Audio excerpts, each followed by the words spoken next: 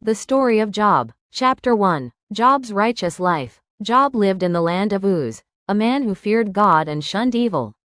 He was a righteous man, blessed with 7 sons and 3 daughters, countless livestock, and many servants. Yet, he remained humble before God, offering sacrifices regularly, even on behalf of his children, to atone for their possible sins. Job chapter 1 verses 1 to 5. 2. The test in heaven. Satan came before God and suggested testing Job's faithfulness. God permitted him to test all that Job had, but not to harm his life.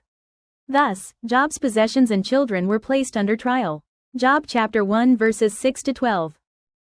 3. Sudden calamity. In a single day, Job lost his livestock and servants, and a great wind struck the house where his children were, killing them all.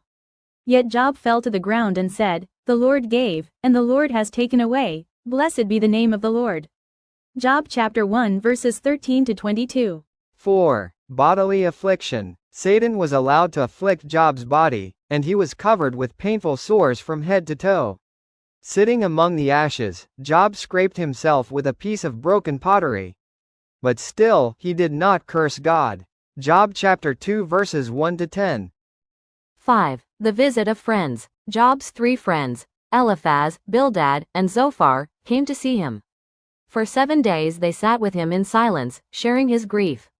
But later they began to accuse Job, insisting that his suffering must have been caused by his sins. Job chapter 2 verses 11 to 13, 4, 1 to 5. 6. Job's lament and appeal. Job poured out his sorrow, wishing he had never been born. He cried out in anguish, asking God, "What wrong have I done?" He pleaded for answers, declaring his suffering unjust. Job chapter 3 verses 1 to 26, 7:17 to 1. 7. Debates and dialogues of wisdom. Job and his friends entered into long debates about the cause of suffering. The friends argued that suffering was a punishment for sin, but Job maintained his innocence and declared that God's purposes were beyond human understanding. Summary of Job 8 to 21.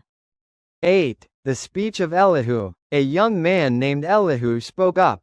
He rebuked both Job and his friends, saying neither was right. Elihu proclaimed that God is just, and that suffering can serve as a way for God to teach and correct people. Job 32 to 37.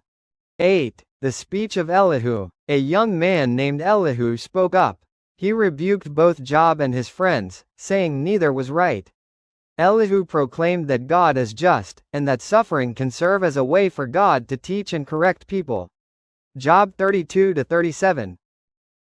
10. Restoration and blessing. Job repented for speaking of things he did not understand and humbled himself before God. The Lord accepted Job's prayer and forgave his friends. God restored Job's fortunes twofold, blessed him with new children, and granted him a long life until he died in peace.